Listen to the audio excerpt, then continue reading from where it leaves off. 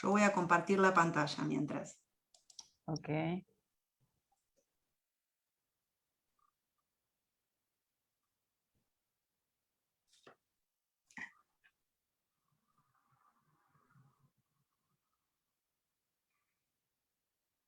Todavía no tengo el aviso de transmisión. No, yo tampoco, ¿eh? Esperen que yo me voy a fijar. Pero demos tiempo porque hay lentitud en algunas conexiones.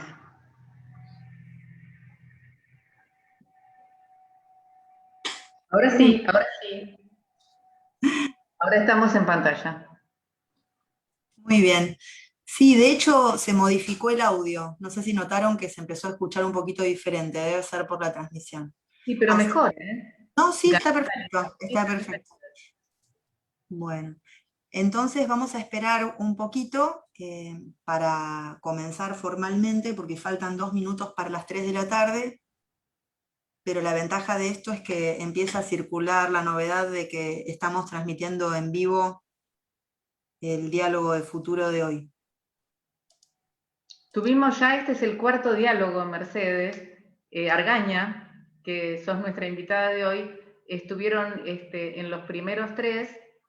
Francisco Merino, especialista y autor de libros de integridad de Perú. Juan Carlos Cortázar, que es Perú-Chile, porque reporta muy bien sobre esas administraciones, además de su experiencia en el BID, sobre los servicios civiles de toda la América Latina. Y a Cora Ruiz Tena, que desde Barcelona, ella se dedica, es activista en territorios de los derechos de la mujer y de las juventudes en plural, y vino a explicarnos qué significa juventudes en plural, en este cambio civilizatorio profundo que tenemos. Y entonces ahora estar con vos sigue siendo muy diverso, no solo los temas, sino los expertos y los representantes, que para nosotros son representantes de países, de sociedades diferentes a la nuestra. Así que seguimos en esa intención de hacer algo muy latinoamericano. Qué bueno, sí, muy interesante el espacio. Y una nota de color del día de hoy es que somos 3 Mercedes las que estamos anunciadas ahí, además de que Noemí viene a colaborar en que hay una no Mercedes acá, si no van a pensar que somos una especie de logia o algo. Pero somos justamente Mercedes Llano entrevistando a Mercedes Argaña, y a mí me toca un rol más breve, que es presentar a nuestra invitada de hoy. Pero justamente quedamos 3 Mercedes aquí. Bueno, ya estamos, ¿no? Son ahora las 3. ¿Quieren que comencemos? Y se va sumando, se irá sumando al vivo quien se vaya enterando en nuestro grupo que estamos ya transmitiendo, y si no, también está la posibilidad de verlo luego, porque esto queda grabado aquí mismo, en la comunidad Travesía TIP. Así que comenzamos formalmente, ¿te parece, Noé? Me parece perfecto. Buenísimo. Yo voy a abrir acá mis notitas, aquí. Entonces, en el diálogo de futuro de hoy, vamos a conversar con Mercedes Argaña. Ella es consultora en temas de promoción de bienestar e integridad en espacios laborales. Es docente de la carrera de Psicología del Trabajo de la Universidad Católica del Paraguay, en la Cátedra de Salud Laboral y Responsabilidad Social Corporativa, en cursos de grado, y también de posgrado en el curso de Prevención y Evaluación de Riesgos Psicosociales. Así que tiene un perfil académico y al mismo tiempo de gestión. Eso nos encanta para iluminar lo que está sucediendo hoy y lo que se viene, justamente, la perspectiva a futuro para nuestras organizaciones públicas. Ya nos hemos cruzado varias veces con Merce Argaña, hemos compartido espacios académicos, congresos, trabajos concretos de aplicación de consultoría en organizaciones, así que nos pareció... ¿Algún brindis? ¿Cómo? ¿Algún brindis? Algún brindis, pero por supuesto, por supuesto. El espacio del CLAD, que es un espacio iberoamericano que nos proporciona un ámbito de intercambio muy lindo entre personas interesadas en estos temas de gestión pública. Y entonces ahora sí le paso la palabra a la tercera Mercedes, Mercedes Llano desde Mendoza, que va a ser quien entreviste a Merce Argaña sobre este tema que propusimos hoy, que es COVID y salud laboral. ¿Qué cambia? Gracias, Mercedes, y bienvenida, Mercedes, un placer realmente entrevistarte, siempre muy interesantes, profundos y pertinentes tus trabajos y todo el material adicional que has compartido con nosotros para esta entrevista. Bueno, para arrancar con las preguntas, contanos qué hay concretamente detrás del término calidad de vida en el trabajo y cómo pueden, desde tu punto de vista, ser considerados los entornos laborales en el sector público latinoamericano en función de esta mirada y qué aspectos del mismo habrían sido afectados en este marco de pandemia. Bueno, primero, gracias por el espacio. Considero que estas conversaciones son siempre inspiradoras. Y bueno, y gracias a Mercedes Jacobello por la cálida presentación. Bueno, la pregunta nos remonta a la década de los 60 y de los 70, que aparece el concepto de calidad de vida en el trabajo como una respuesta a la inquietud de la alienación del trabajador o la trabajadora en contextos de industrialización fuerte en los Estados Unidos. Entonces, la idea de la alienación del trabajador o la trabajadora por trabajos repetitivos, monótonos, con poco sentido, ya era identificada como una fuente importante de patologías, ¿verdad? Y que había que contrarrestar eso. Entonces se genera todo un movimiento que empieza a analizar y a estudiar con más profundidad qué características tienen los entornos de trabajo que son más saludables que otros o que son tóxicos, y también se empieza a mirar con más detenimiento desde un enfoque más humanista cuáles son los factores que hacen a la satisfacción de los trabajadores y trabajadoras. En general en un contexto de industria, de fábrica, ¿verdad? Entonces todo eso se da en un marco en el que empiezan a aparecer movimientos como los de desarrollo organizacional, que dice que hay posibilidades de intervenir directamente en el ambiente para favorecer entornos de trabajo más humanizados, más cálidos, más satisfactorios. Entonces se nutre de varios principios. Uno de ellos es el reconocimiento indeclinable de la dignidad humana en el trabajo, de la dignidad del trabajo y de la persona en situación de trabajo, la importancia y la calidad de los vínculos que se establecen entre las partes en un contexto productivo, y también la importancia de darle voz a los trabajadores, la participación. Entonces, encontrarle sentido al trabajo, tener vínculos saludables y trabajar en un entorno al que uno le encuentre sentido eran de alguna manera las grandes reivindicaciones que generaron, bueno, un montón de iniciativas nuevas. Y en ese sentido, si pensamos ahora qué es en qué aspectos impactó el COVID en nuestras organizaciones, sean públicas o privadas, es que trae, digamos, como un factor emergente la trama previa que teníamos en nuestras organizaciones. Porque fíjense que una crisis descoloca. En esta crisis tuvimos que reorganizarnos, tuvimos que cambiar nuestra manera de trabajar, tuvimos que renunciar a cosas, a asumir nuevos desafíos, aprender nuevas cosas en tiempo récord. Todas estas nuevas herramientas de comunicación virtual, por ejemplo, para mucha gente estaba alejado de su día a día. Entonces, ¿bajo qué escenario previo se le pidió a la gente adecuarse a todos estos cambios? Entonces creo que la reflexión sobre el impacto del COVID en la organización del trabajo y en la manera en la cual nos relacionamos en momentos de crisis es un gran aspecto a considerar. Me ha tocado ver, en base a anécdotas que me cuenta la gente, por ejemplo, instituciones educativas que han desvinculado a docentes en plena pandemia por tener problemas financieros por el cese del pago de cuotas, por ejemplo, en colegios privados. En colegios públicos, la sobreexigencia de docentes de duplicar tiempo de trabajo, de inventar recursos para poder conectarse. Entonces creo que que una primera mirada es, bueno, ¿cómo estábamos antes de la pandemia? En base a qué principios estábamos gestionando nuestro trabajo y cómo ha impactado, digamos, el COVID esos cambios? Entonces, en entornos de trabajo donde había poca calidad de vínculo, poca construcción de sentido colectivo, poca actualización en las competencias necesarias en este momento, sobre todo las competencias digitales, la crisis se vivió peor. En organizaciones donde ya había mayor desarrollo de competencias digitales, más apertura, una mirada más, humana y cálida en las relaciones interpersonales, afrontar la crisis fue mejor. Y en el ámbito de la función pública, diría que la gran heterogeneidad de nuestros aparatos institucionales hace que sea difícil generalizar, pero ya sabemos todos el impacto decisivo que tuvo en salud, que tuvo en educación, que tuvo en el ámbito de la seguridad pública.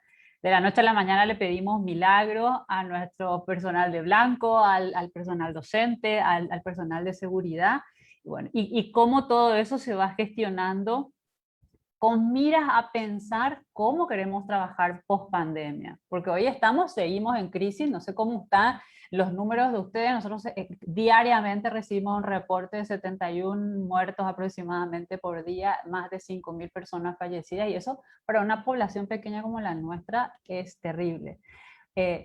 Los hospitales públicos están colapsados, el sistema de atención sanitaria del sector privado está en una tensión enorme porque debe renunciar a sus beneficios para atender las necesidades del colectivo, y estamos probablemente en una fase de sensación de cansancio y de agotamiento en estos sectores, ¿verdad? Salud, seguridad y educación sobre todo, ¿verdad? Entonces creo que pedirle a la gente que se ponga la camiseta, que dé lo mejor de sí, que renuncie a su bienestar temporal por el bien colectivo, se logra mejor si ya había un ambiente de cuidado previo, y no a la inversa, ¿verdad? Entonces tenemos muchas lecciones aprendidas en relación a cómo tratamos a nuestros funcionarios públicos en momentos de no crisis y qué hacemos y qué aprendemos ahora de esta pandemia.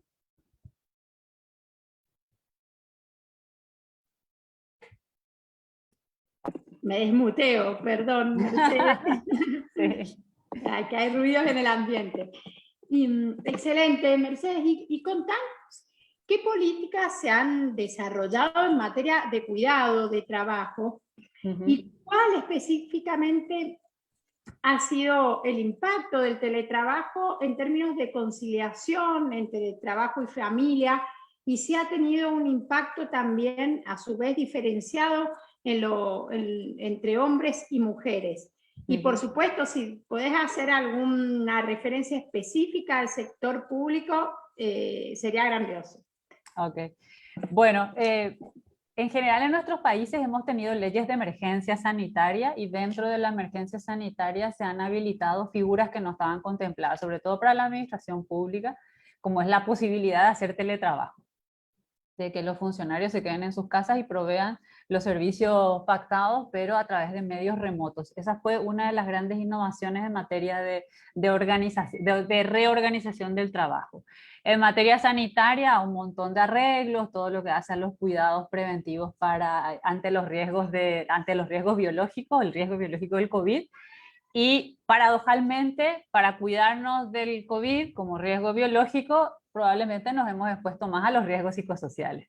Al hacer esta reorganización del trabajo, a cambiar nuestra rutina, al tener que readecuarnos a un montón de requerimientos sanitarios, sobre todo el aislamiento físico que hemos tenido que tener en los momentos más duros de la pandemia, creo que hay suficientes estudios que muestran que lo que afloraron son los riesgos psicosociales, el estrés, la sobrecarga, en muchos casos violencia en las casas por toda la tensión que se acumula. Entonces yo querría traer a colación que estos son los grandes cambios, digamos, la incorporación masiva del teletrabajo en nuestros espacios públicos y privados, con soportes parciales, con regulaciones incompletas, porque fueron respuestas a la crisis, ¿verdad? Ahora, como toda crisis trae oportunidad, creo que lo que eso mostró es que desde la administración pública tenemos una enorme capacidad de reinventarnos también y de reorganizar nuestros servicios. Por ejemplo, hay anécdotas muy interesantes en Paraguay. La administración de justicia es una de las instituciones como más formales y probablemente menos tecnologizadas en este momento, menos virtualizadas. Pero con la pandemia se lograron hacer audiencias judiciales totalmente virtuales, a velocidad de la luz, sesiones del plenario de consejo de magistrados, gran oportunidad que nos trajo, digamos, el empujarnos a pensar y a pensar cómo podemos trabajar y cómo podemos aprovechar todas estas nuevas tecnologías que están a nuestra disposición. Ahora, concentrar todo en la casa ha traído desafíos importantes para la gente que hace gestión de personas, trabajo virtual, a quienes mandamos a sus casas. Entonces ahí pasa con las trabajadoras, hijos pequeños, sin escuelas, sin guarderías, sin soporte. Bueno, entonces lo que se ha visto es que necesitamos conciliar todas las políticas laborales con las políticas de cuidado también. Y la pandemia trajo, Mechi, una discusión muy importante, actualizó la agenda pública en relación a cómo conciliamos trabajo reproductivo con trabajo. La política, predicamos para afuera la equidad y la igualdad, pero nuestras políticas internas de gestión no contemplan las necesidades particulares de la propia función pública, ¿verdad? Entonces creo que dos cuestiones importantes, como te decía, como oportunidad, reorganización del trabajo, innovación, virtualización, que bien nos viene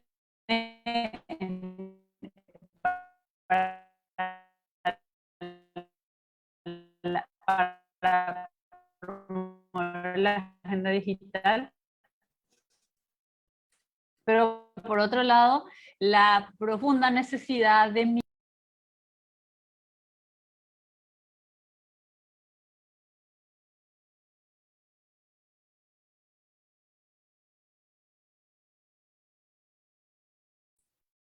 algo pasó con la señal. Merce, ¿Están sí, ahí? algo pasó con la Bueno, señal. bueno. Ahora parece, Sí. pasamos al modo espiritista, como digo yo, ¿estás ahí? Sí, ¿Me ¿sabés ven? cuándo? ¿Me escuchan? Pero sí, ahí va, ahora sí, ahí va. Era por el ancho, algo pasó, decía que el ancho de banda se había modificado. Estuvo todo, se escuchó todo bien hasta que estabas hablando de la conciliación entre las Trabajo cuestiones reproductivas y productivo laborales. y productivo, sí. Ok. Bueno, entonces continúo. Si te parece, Mechi, continúo. Ok, ok. Bueno, entonces, comentarles que en realidad ahora no tenemos datos muy actualizados sobre el impacto diferenciado en hombres y mujeres de todas estas tensiones que se dan por la reorganización del trabajo. Hay investigaciones del Instituto de Salud y Seguridad de Chile, por ejemplo, que muestran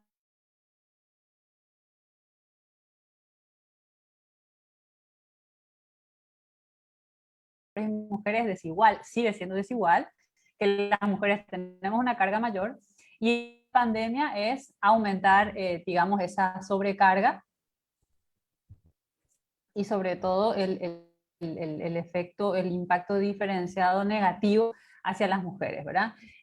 Sobre todo bajo determinadas condiciones que tienen que ver con lo que decía, la maternidad con niños pequeños y, o tener adultos mayores a cargo, personas con discapacidad,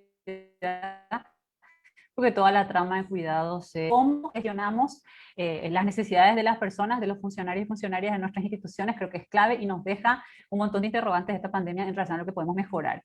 Decirles que lo ideal sería tener actualizado nuestras encuestas nacionales de condiciones de trabajo. Argentina es uno de los países que ha medido con mayor sistematicidad estas condiciones de trabajo y hay, creo que la última investigación es del 2014. Voy a repasar aquí unas notas que había estado mirando, solo para comentarles. Y fíjense, ya pre-pandemia, la cobertura de la presencia de políticas de salud y seguridad en las instituciones públicas argentinas que se tuviera servicio de medicina, trabajo, higiene y seguridad era de 56% en la administración pública, 48.5% en la enseñanza. Al de riesgo para estos sectores, solo un 34.9% en las instituciones públicas estaban llevando a cabo estas evaluaciones y un 39% en centros de enseñanza.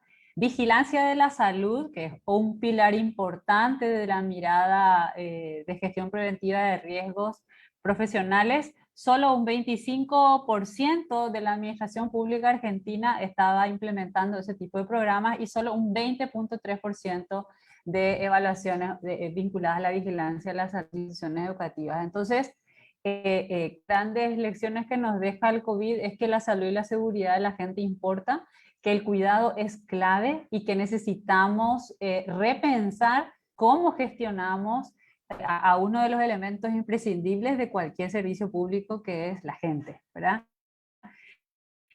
Bueno, y en ese sentido decirles que para la Carta Iberoamericana de la Función Pública, el cuidado de la salud y la seguridad forma parte de uno de los subsistemas de SB, que no es uno de los más destacados. Entonces creo que eso va a cambiar después de la pandemia. Entonces, ante la pregunta de qué pasa con la salud laboral post-COVID, y creo que, bueno, tomamos una conciencia como mucho más encarnada de la importancia de tener sistemas de gestión de salud y seguridad en nuestras organizaciones, y sobre todo estas políticas de cuidado al interior de nuestras propias organizaciones. Pero definitivamente necesitamos aumentar nuestra coherencia discursiva y nuestra coherencia en el accionar en relación a estos temas, ¿verdad? Y a mí me toca, solo para cerrar este punto, Metsi, que vivo en dos mundos, vivo en el mundo de la función pública y también del sector privado, por los trabajos que hago, y quiero comentarles que cuando voy a los congresos del CLAD, muchísimos temas son sobre transparencia, gobierno abierto, procesos, presupuesto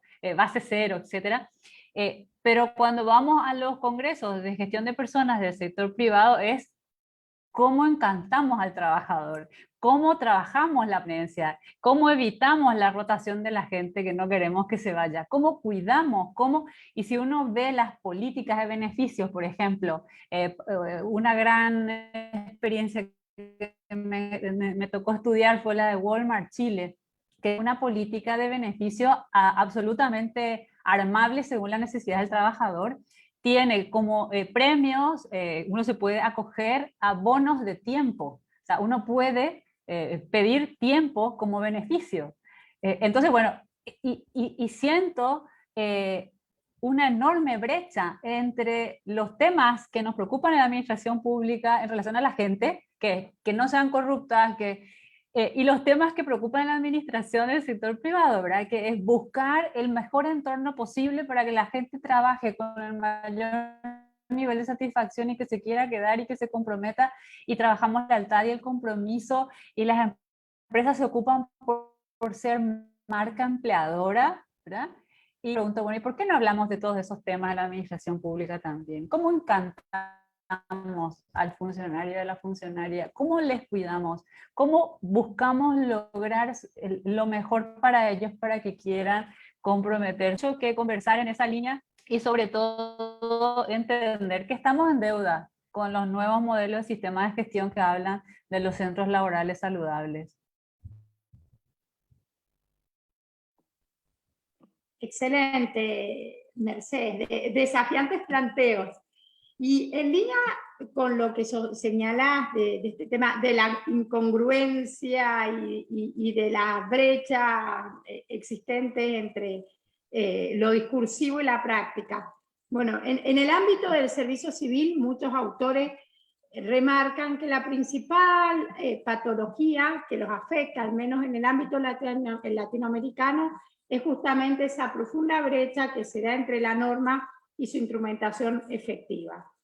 ¿En qué medida se presenta esta patología en lo que respecta a las regulaciones? Hola, ¿me escuchas? Yo te escucho bien, Mechi, pero no sé si se sostuvo. Acá estoy Mercedes Jacobielo, pero Merce Argaña, vamos a esperar que reconecte. Perfecto, perfecto.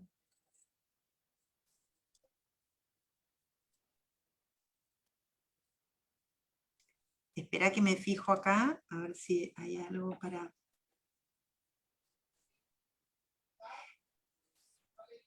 Ahí que está volviendo, me parece. Ahí está, sí, sí, sí, porque se está Hoy, activando. hoy la tecnología está... No pasa, miren, es parte, cuando hablábamos de aprendizaje y de flexibilidad y demás, fue tortuoso, pero yo recuerdo que las primeras reuniones que teníamos era tremendo. Y ahora es que es eso, hay que dejar que pase la distorsión y retomar desde donde estábamos. Como estábamos justo en un cambio de mando, no es tan complicado. Perfecto. ¿Querés repetir la Pregunta. invitación? Ahí va, la Sí. invitación, Excelente. Mechi, a la reflexión y arrancamos desde ahí. Excelente, es parte, las caídas de conexión ya son parte del paisaje de la virtualidad, así que no hay problema. Mira, lo que te comentaba, creo que algo alcanzaste a escuchar, que muchos autores remarcan que la principal patología que sufren los servicios civiles latinoamericanos es la pronunciada brecha entre lo que plantea las regulaciones y su instrumentación efectiva.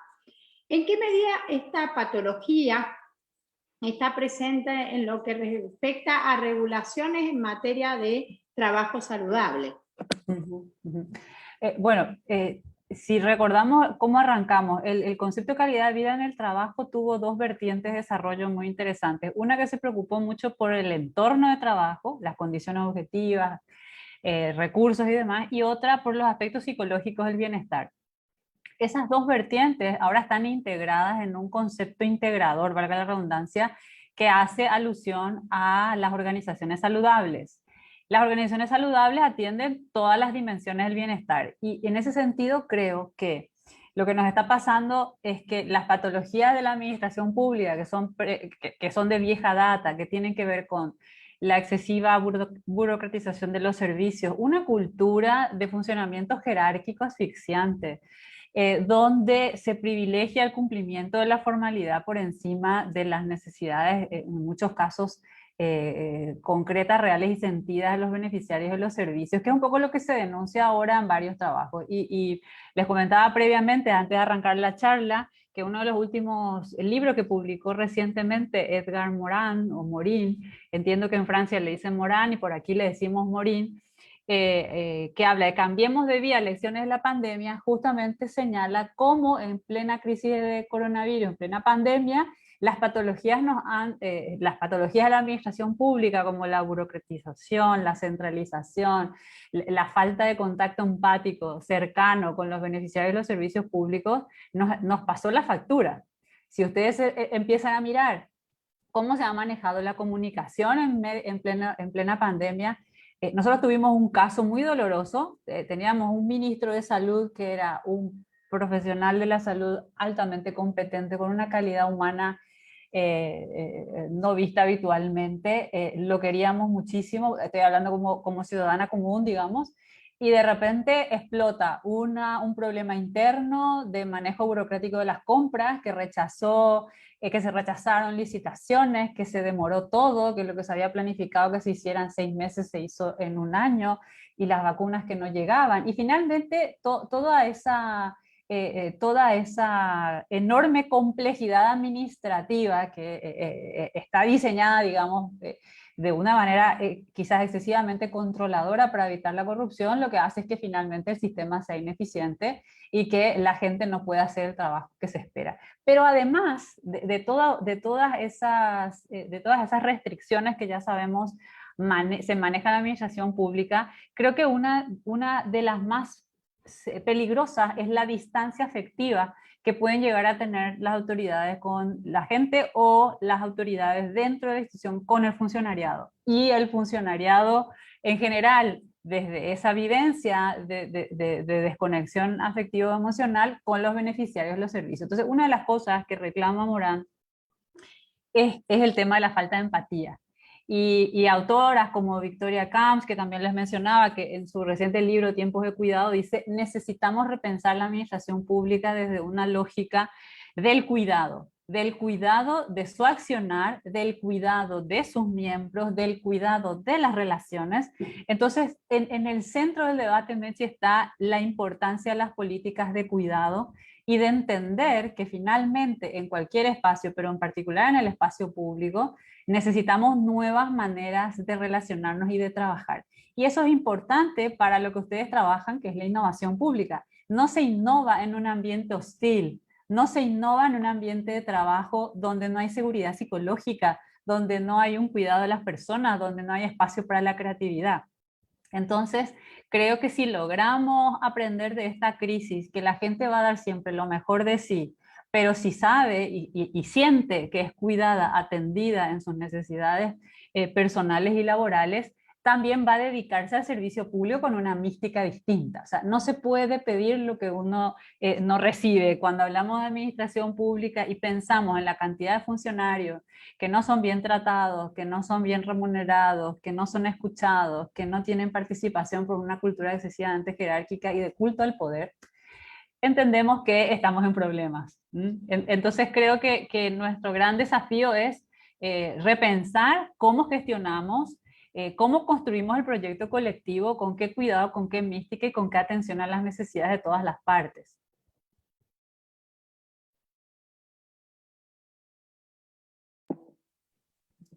Súper claro, Mercedes. Y para terminar, ¿has circulado por los medios y las distintas redes el concepto esbozado por el filósofo surcoreano Byung-Chul Han relativo al cansancio crónico por autoexplotación?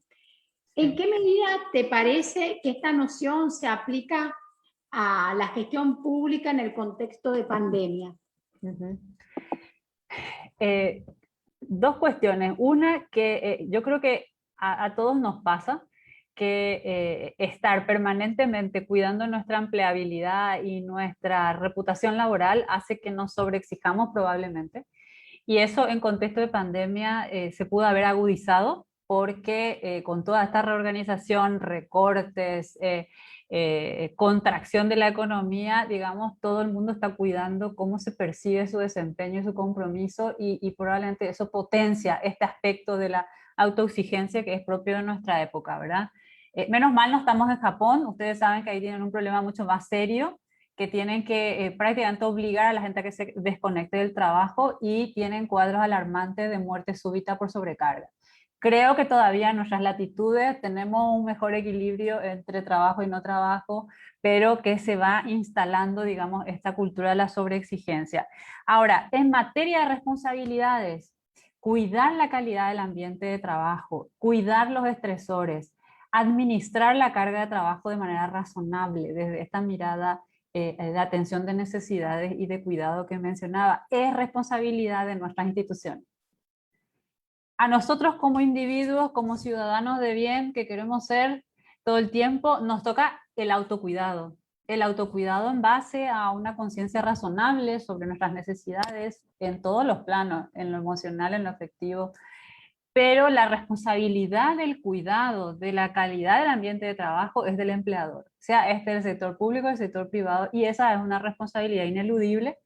Y por suerte tenemos avances muy importantes en toda la región en esta mirada más sistemática de lo que implica cuidar la salud y la seguridad de las personas, y tenemos un marco normativo que se va estandarizando en términos de requisitos, que básicamente requiere que nuestras organizaciones privadas y públicas instalen sistemas de gestión de salud y seguridad y una cultura preventiva que tenga a la salud como foco principal.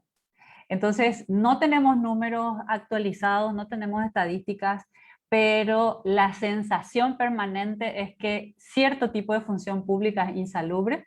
¿Recuerdan ustedes que hicieron un experimento con Obama, que le sacaron fotos sistemáticamente por varios años y se vio cómo el hombre iba envejeciendo y aumentando sus canas?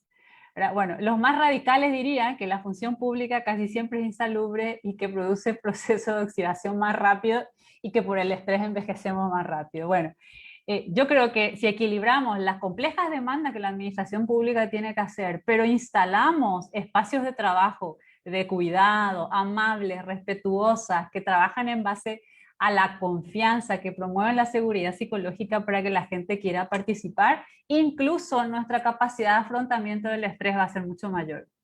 Entonces yo diría que el desafío que tenemos es para adentro en términos de revisar a profundidad nuestro sistema de gestión, revalorizar la importancia del cuidado de la salud y la seguridad del funcionario y de la funcionaria, y entender que no puede haber servicios públicos con mística, compromiso y empatía si eso no se vive para adentro. Yo creo que ese es el principal desafío que tenemos, Mechi. Muy claro e interesante, Mercedes. Acabas de escuchar ruido de motocicleta, pero la tengo a la nena con su juguete, a la chiquitita. Así, ve, bienvenida el teletrabajo, bienvenido el teletrabajo. La conciliación. Ahí y la conciliación, es así, es así. Hola, Bueno, disculpen. Sí. Yo tengo una... No sé si es una pregunta, es un comentario. Espera que vamos a activar, voy a aprovechar que estamos en conversación. Prendí la cámara. Con Noemí y Mechi ya, ¿no? Venimos trabajando hace rato en Travesía con todos estos temas de gestión pública, y nuestro interés siempre, como bien sabés, porque hemos trabajado juntas, siempre pasa por la gestión de las personas, que es una política hacia adentro del Estado. Dentro de eso es que se inscribe este tema que vos estás trayendo, ¿no? De salud laboral y de cuidado y demás. Y siempre nos pasa lo mismo, y te hago un comentario que por ahí dispara alguna reflexión de tu parte, no es una pregunta, sino que siempre nos encontramos con esto del adentro y el afuera. El título que le puso Noé, que a mí me encanta, es esto de intramuros y extramuros, ¿no? Que estamos llenándonos la boca como gobiernos, vos lo mencionaste incluso en algún momento, en establecer patrones de buen hacer en distintas áreas, incluyendo el trabajo, ¿no? Hacia afuera, el Estado es regulador del trabajo, hacia el mundo laboral completo en un país, en cualquier país, y de pronto aparecen estos, es como una contradicción que duele, ¿no? El cuidador que hacia adentro, el que tiene el rol de regulador y de cuidador de los cuidadores, no sea capaz en lo cotidiano de encontrar un modo de generar esos patrones internamente. Me disparó esa reflexión escucharte, porque nos pasa todo el tiempo con otros temas de gestión de las personas, no solo con en todo lo que vamos escribiendo, ¿no? Que como que las dos cosas. Y al revés también, mirarse solo para adentro sin tener en cuenta el afuera, el para qué, el motivo, el propósito del Estado tampoco está bueno. O sea, balancear el intramuro y el extramuro, digamos. Esa es la reflexión que me despertaba. Y creo que mis colegas de la psicología clínica dirían que esa división es esquizoide, pero o sea, que tenemos esa división insana, digamos. Probablemente hay varias hipótesis de por qué nos pasa eso. Una de ellas es nuestra baja capacidad reflexiva para parar cada tanto y mirar cómo estamos yendo. Si estamos siendo coherentes entre el discurso que predicamos y las acciones que emprendemos. Nos tocó, por ejemplo, en un proyecto de fortalecimiento de la gestión de personas, trabajar las políticas y prácticas de gestión de personas con enfoque de género. Encontramos que había guías para equidad y enfoque de género en los proyectos sociales, que había horas y horas de entrenamiento para observar, pero para adentro seguían prácticas discriminatorias, con muchos sesgos, más bien machistas, sobre maneras de entender el trabajo y de cómo gestionar ciertos procesos, que para mí fue como una sorpresa importante. Uno esperaría más bien hacer ese tipo de encuentros para actualizar conceptos, no para instalarlos, pero pasa, y creo que en el corazón de todos los modelos que están hablando de trabajar por entornos laborales saludables, el modelo de la OMS, que es el 2010, el liderazgo ético está en el centro. Y la ética, fíjense que es básicamente tener la capacidad de reflexionar todo el tiempo si estamos viviendo como queremos vivir, si estamos siendo coherentes con nuestros principios y valores, y esas reflexiones nos reconducen hacia donde queremos ir, ¿verdad? O sea, y ya decía Villoria, nuestro gran referente en la ética pública en diferentes congresos del CLAD, que en el corazón de las reformas de la tercera generación de la administración pública está la reforma ética y de integridad. Entonces creo Mercedes, que si instalamos espacios más permanentes de reflexión y de discusión para pescar nuestras propias incoherencias, para rectificar aquellas prácticas que no nos están llevando a trabajar en función a nuestros valores y principios esenciales, es que nos desconectamos y tenemos este funcionamiento esquizoide. Es cierto, sabes, Mercedes, que como dice las otras Mercedes, Sí. venimos trabajando estos temas hace muchísimos años. Y cuando vos bien describías que cuando tenés un seminario con el sector privado, piensan cómo encantar, cómo incentivar a las personas, y cuando lo tenés en el sector público, se habla de gestión de personas en otro sentido, aquí hay una tensión inicial, que es cómo se adjudican las posiciones públicas. Porque una cosa es encantar a los servidores públicos como tales, que tienen internalizado el rol de servidores públicos, y otra cosa es encantar a personas que han recibido una posición pública como contraprestación de una campaña electoral, por ejemplo. Son dos sistemas de incentivos diferentes, porque con los servidores públicos, con aquellos que están trabajando, poniendo sus capacidades al servicio de los resultados de valor público, los incentivos son más sencillos, más objetivables, porque la primer conciencia que tenemos es que en América Latina tener empleo formal, empleo remunerado y con los beneficios de los empleos del trabajo decente, ya es una ventaja respecto de mucha población a la que el Estado tiene que atender y que no tiene empleo, no tiene redes sociales y demás. Entonces, cuando trabajamos con incentivos, nuestra especialista en incentivos es Jacobielo, es muy práctico y está a la mano incentivar servidores públicos que funcionan como tales, porque en realidad lo que le falta es reconocimiento, gratitud, el bono de tiempo, porque tenemos una práctica en nuestras administraciones por la cual les exigimos más a los que más producen. A los que no vienen a contribuir con los resultados, nadie les pide nada, ni siquiera el que los contrató.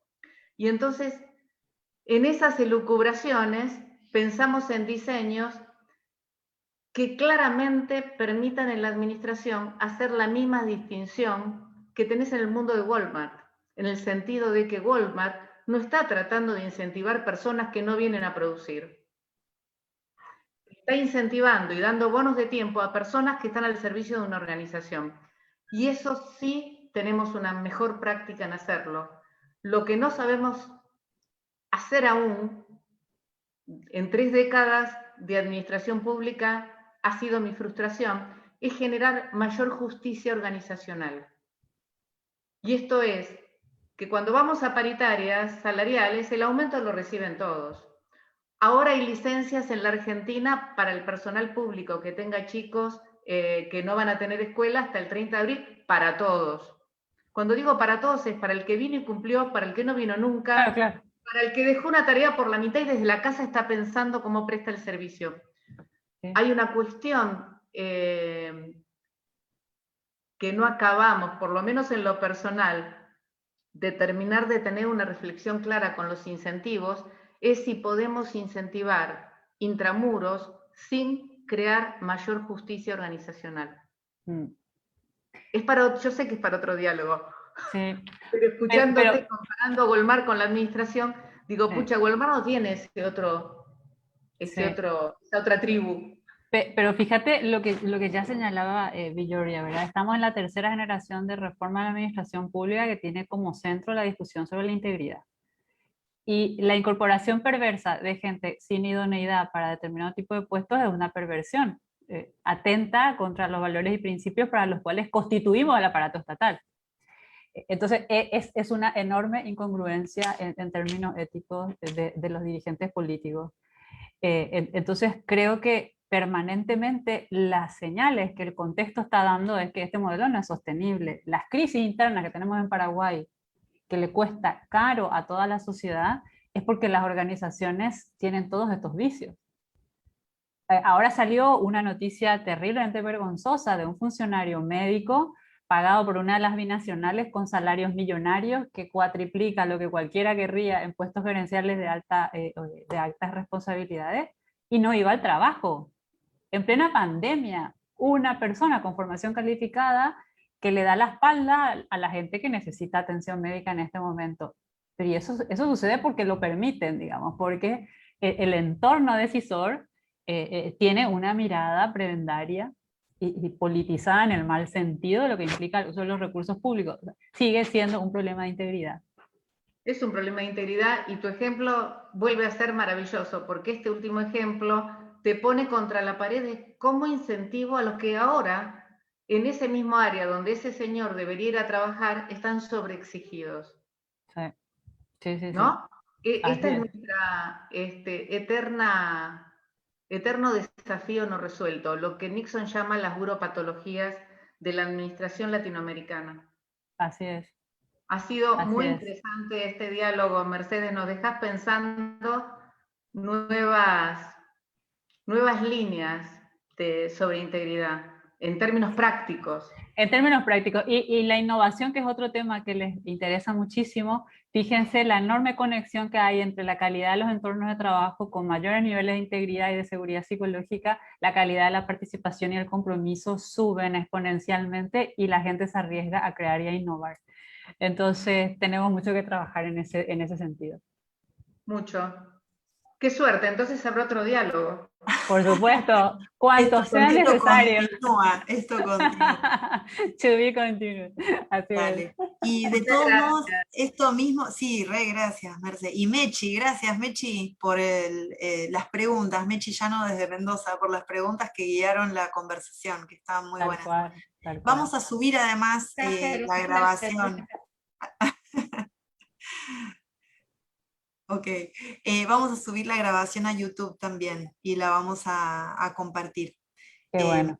Por algún motivo que todavía no logro saber, pero bueno, será cuestión de investigar la parte tecnológica, jamás salió desde nuestra comunidad TIP la notificación de que estábamos transmitiendo en vivo. Es algo que hace automáticamente la página, y nos dimos cuenta con Noemí, porque a nosotras mismas en nuestras cuentas personales no nos apareció. Por eso vamos a hacer un trabajo adicional de, vamos a grabar en YouTube y vamos a compartir la grabación como una publicación en la página para garantizarnos que esta conversación se difunda. Aparte nosotros también lo usamos como material educativo, que en los cursos que damos es muy interesante. Este tema es atrapante y nos parece que está muy bueno también para ese uso. Que ya, obvio, lo convenimos previamente, así que no es que estamos apareciendo con esta novedad. A Mercer Gaña también se lo comentamos antes. Así es, con mucho gusto. Bueno, quedamos entonces en contacto, vamos a cerrar la transmisión y seguimos. Nos vemos en el próximo diálogo, y seguro que va a haber una segunda etapa de esto no se cerró acá. Que así sea, que así sea. Un abrazo grande. Mil gracias. De 2 martes esperamos que vamos a tener un invitado sorpresa. Bueno. Sí, ahí va, lo anunciamos en esta semana. Ahí estaremos. Besos. Cariños. Chau, chau.